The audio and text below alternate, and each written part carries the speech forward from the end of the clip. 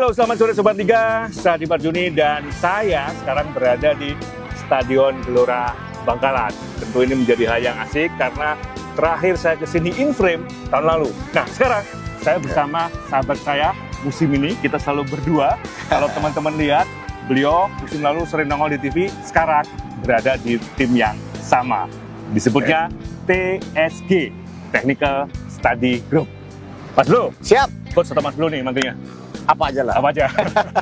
Nih buat teman-teman sekalian bisa dijelaskan TSG itu seperti apa dan fungsinya terhadap kompetisi BRI Liga 1 seperti apa? Yang pertama dari namanya saja itu udah teknikal. Ya, teknikal berarti bahwa lebih fokus pada hal-hal yang bersifat teknis dari sepak bolanya sendiri. Betul. Jadi hal-hal teknikal kami menganalisa setiap tim, persiapan, tengah musim dan sekarang ya mau final ya, itu yang dilakukan oleh TSG, melihat data statistiknya dan juga bagaimana mereka bermain.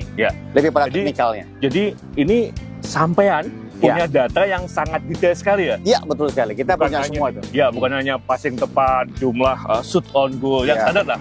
Tapi lebih dari itu, bahkan sampai akurasi umpan pun ada ya? Iya, semuanya kita punya, karena kita punya tim yang mengerjakannya. Dan di tim itu kita bisa melihat seberapa efektif semua peserta yang ada di Liga 1 ini. Jadi kalau data itu kita bocorkan, sampai bocorkan ke tim-tim lain, bisa bahaya dong? Bahaya dong, ini kan rahasia apa namanya, operator. Rahasia dapur ya? Rahasia dapur. Jadi teman-teman, intinya kalau pengen menyimak data yang detail, TSG itu seperti apa, ulasan seperti apa, dan pasti ini sangat bermanfaat karena semuanya based on data. Sobat Liga, tadi hanya segelintir di awal, tapi kita akan bahas, tapi sebelum kita bahas detailnya, kita masuk dulu ke dalam. Karena di dalam ada salah satu kontestan final nanti yang sedang latihan. Apakah nanti diintip juga sama Coach Ricky ini? Kita lihat aja sambil jalan-jalan.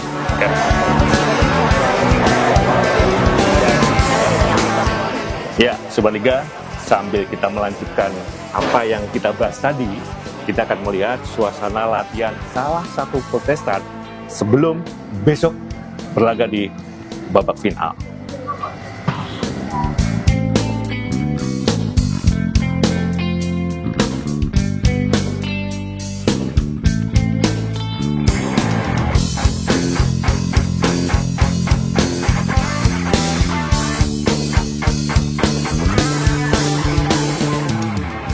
Ya, Coach, itu kan data analisa yang semuanya ditampilkan secara detail begitu. Betul kan? Sekali.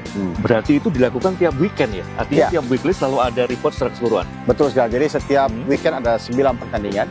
Dari 9 itu ada 3 tim TSG yang bekerja setiap game untuk melihat attacking, transisi, defending, transisi, dan set piece setiap tim.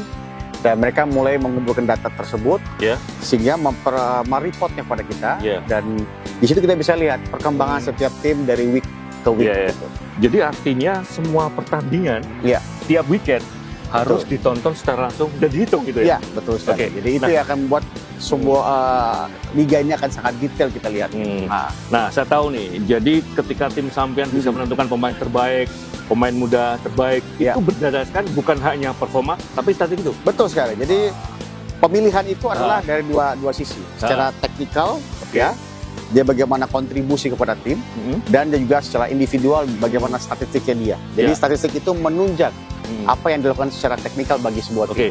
Jadi ketika menentukan kasaran nih, contoh nih, ketika menentukan pemain terbaik, jadi pertimbangannya bukan hanya skill individu, pengaruh ke tim, tapi statistik itu ya? Iya juga, betul. Jadi statistik itu mendukung pilihan kita, kenapa dia terpilih menjadi seorang pemain terbaik misalnya. Karena kontribusi ke tim, bagaimana dia berinteraksi dalam situasi taktikal tim, dan dibuktikan dengan data tersebut.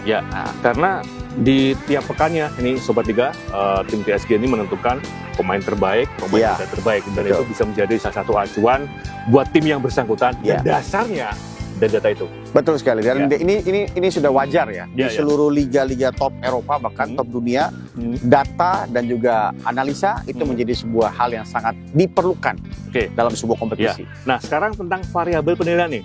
Berdasarkan apa yang ada selama ini dari FIFA atau ada penilaian berdasarkan insting sebagai pelatih? Pasti ada juga. Beberapa konsep kita pakai, yaitu dari FIFA, dari AFC secara normal, bagaimana ada attacking, secara transisi, defense segala macam. Tetapi ada feeling yang berbeda dari seorang coach melihat seorang pemain, yaitu mentality. Dari sisi mentality itu yang kadang-kadang yang kita pakai gitu. Bagaimana si pemain walaupun mungkin tidak terlalu bagus secara individual, tapi dia adalah pemain sangat penting buat tim. Nah, itu bisa menjadi sebuah pemilihan tersendiri gitu. Nah, jadi kompilasi banyak pemilihan itu, perhitungan, dan kalau saya lihat kemarin ada satu kumpulan report itu tengah musim ya. Betul. Nah, itu kalau bisa dibilang apa sih manfaat yang begitu dirasakan oleh klub ketika membaca report dari tim PSG? Jadi manfaatnya dia harus mengetahui secara half season 17 game apa yang terjadi dengan timnya, bergerak naik atau stuck atau malah turun. Nah, itu dia bisa melihat dari sisi itu, dan dia bisa juga mulai memperhatikan second leg atau second roundnya dia harus persiapin apa. Nah, itu menjadi bahannya. Kami istilahnya TSG itu hanya menyiapkan bahan, setiap tim membacanya dan mempersiapkan secara detail apa yang akan dilakukan pada dan menyiapkan bumbu, menunya apa, terserah dari klub ya. Iya. Nah, itu dia. Ini cepat tiga. Di buku laporan PSG itu ada analisa ketika tim menyerang, defense seperti apa. Betul. Nah, ini pasti menarik. Nah, apakah ini bisa dipublikasikan? Kita lanjut sambil nonton yang berikut ini. Oke.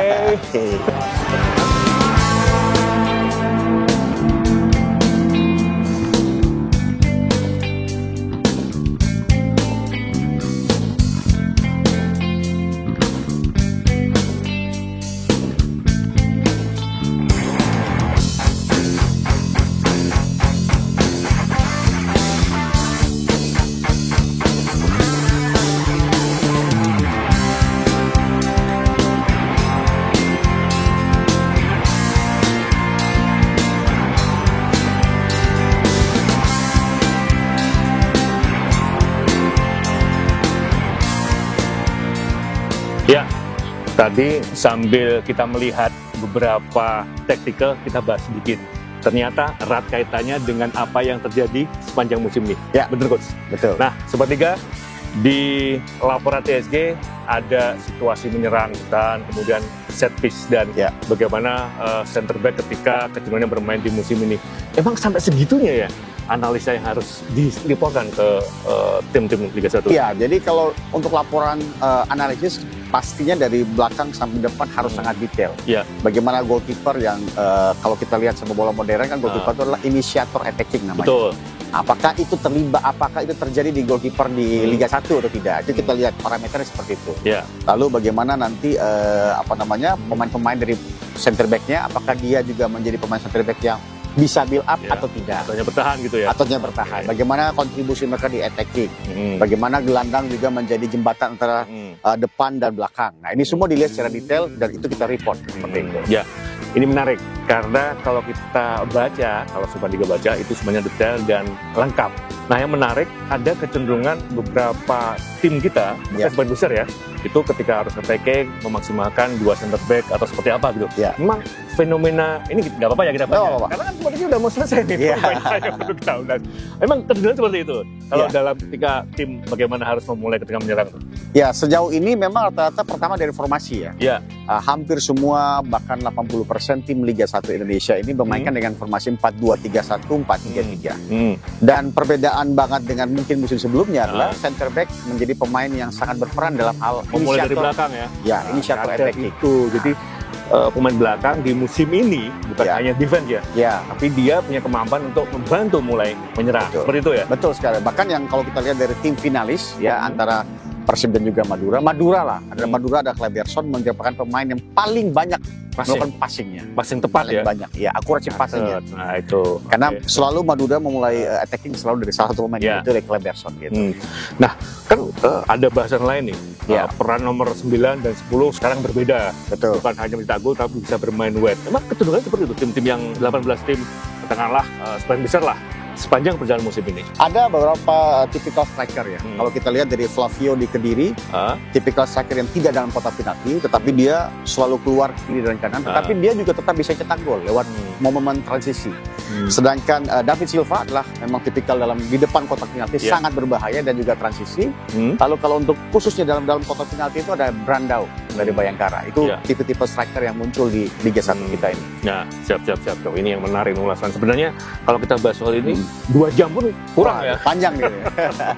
Jadi tonton terus, nanti di episode berikutnya akan banyak lagi pembahasan taktikal yang sangat menarik. Coach, yang menarik ini, kalau melihat dari 18 tim, kemudian kemarin sudah mengerucut sekarang 4 tim yang berlaga di babak Championship Series, fakta seperti apa yang muncul dari 4 tim ini? Ya faktanya kalau dari reguler ya, reguler memang Borneo memberikan tim yang sangat konsisten di reguler. Ya. Lalu Madura sebenarnya up and down ya, dia sempat naik sempat turun lagi karena mungkin banyak masalah di tengah jalan antara pemain cedera, perpindahan pemain seperti Lulinya, Brando pindah. Lalu kalau Bali sempat dari bawah malah, dan Persib naik lambat. Persib bahkan terjadi pergantian pelatih baru dia bisa naik sampai atas. Tapi dari semua itu hingga Champions Series mereka menunjukkan konsistenan yang luar biasa dari 4 tim ini. Ya faktanya bahwa Madura tim yang sempat turun terus akhirnya dia bisa naik kembali, mendapatkan peak momennya kembali. Nah itu, jadi 4 tim dengan perjalanan yang berbeda, dengan drama-drama yang berbeda pula, tapi gongnya pasti menjadi satu pertandingan, satu hasil yang menarik kalau kita teruskan perjalanan mereka sampai dengan awal di pertandingan akhir ini. Nah, Coach, satu lagi, kalau kita melihat beberapa tim dulu sempat ramai tuh bahwa efektif bermainnya di tim kita Liga 1 katanya sekitar 30 menit. Ternyata sampai dengan 54-56 menit. Sebenarnya yang terjadi seperti apa?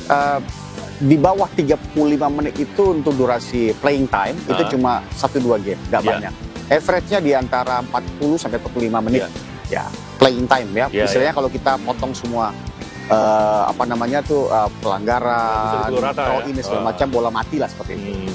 Dan memang kalau kita bandingkan dengan Premier League itu di antara 50 sampai 55 menit. Memang masih di bawah. Tetapi kita average-nya di 40 sampai 45 menit. Memang 40 banyak sampai 45. Playing time-nya rata-rata.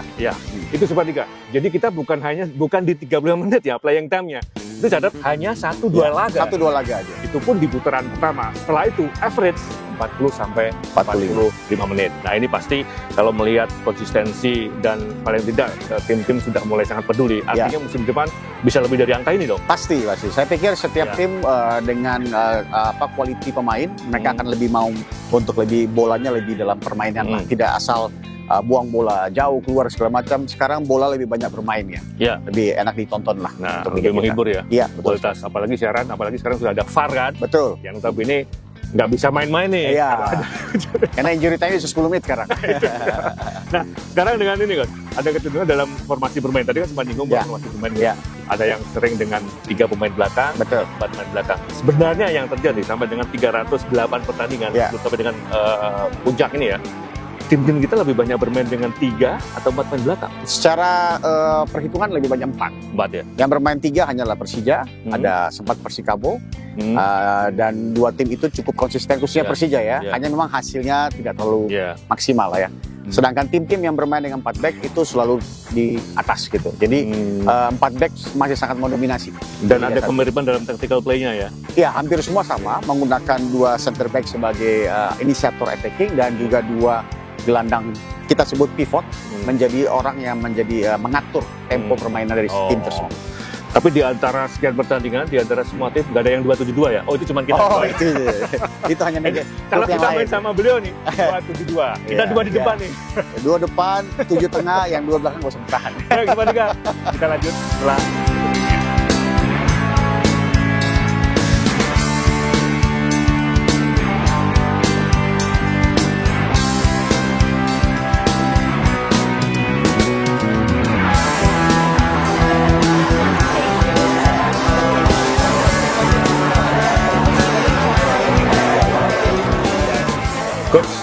Kalau kita melihat di tim Samban itu kan punya andil besar dalam menentukan kategori pemain terbaik dan pemain muda terbaik pada akhir musim. Sebenarnya kriteria ketika menentukan 2 opsi itu, 2 kategori itu seperti apa? Ya, yang pertama kita tidak hanya melihat di 1-2 game terakhir ya, atau kita sebut misalnya Champions Series, dia final dan tidak final, tapi kita melihat dari pekan 1 sampai pekan 34. Tambah ini kalau misalkan tampil itu ya. Dari pekan itu sebenarnya clear sih bahwa kita melihat dari MOTM-nya Man of the Match. Berapa kali dia menjadi Man of the Match. Pemilihan Man of the Match sendiri pasti kita juga sama-sama tahu bahwa pemain yang menonjol di pertandingan tersebut, dia berperan penting dalam kemenangan tim tersebut dan juga memberikan kontribusi besar dalam hal attacking, defending, dan transisi. Nah, jadi itu yang memang dilihat secara detailnya. Dari MOTM kita lihat apakah dia berapa kali terpilih menjadi Player of the Week. Oke. Lalu dari Player of the Week berapa kali terpilih menjadi Player of the Month. Nah itu menjadi sebuah dasar. Kalau sampai final terakhir dia terpilih dan jumlahnya banyak, itu menjadi sebuah kriteria penilaian khusus lagi. Kenapa dia menjadi Best Player of the Season. Kalau boleh tahu tim sampean, tim TSG ini ketika menentukan ini jumlahnya ganjil apa genap? Takutnya ketika voting, kalau ganjil yang bersuara, apakah ada sampai ke arah sana? Gitu? Kita kalau jumlah tim kita ada 5 orang. Oke, ganjil berarti ada ganjil ya. Iya, berarti kalau misalnya 2 nggak setuju ada 3 yang menang gitu. Kira-kira. Karena gini Sobat Liga, beberapa kali saya ikut meeting dengan beliau dan ternyata debatable banget.